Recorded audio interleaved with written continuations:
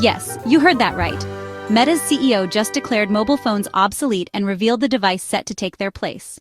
This new device is a sleek AR eyepiece, compact, wireless, and designed to project your world in real-time augmented reality. No screens, no touch, just see, speak, and interact. Rather than pulling out your phone, you'll glance at your AR glasses to reply to messages, attend virtual meetings, or navigate your home, all hands-free. Then stop right there. If you're fascinated by visionary tech, life-changing gadgets, and history-in-the-making inventions, hit subscribe and ring the bell.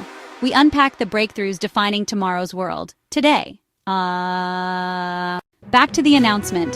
Zuckerberg emphasized that this device offers ultimate freedom. No screens to hold, no pocket bulge, and total immersion in your environment.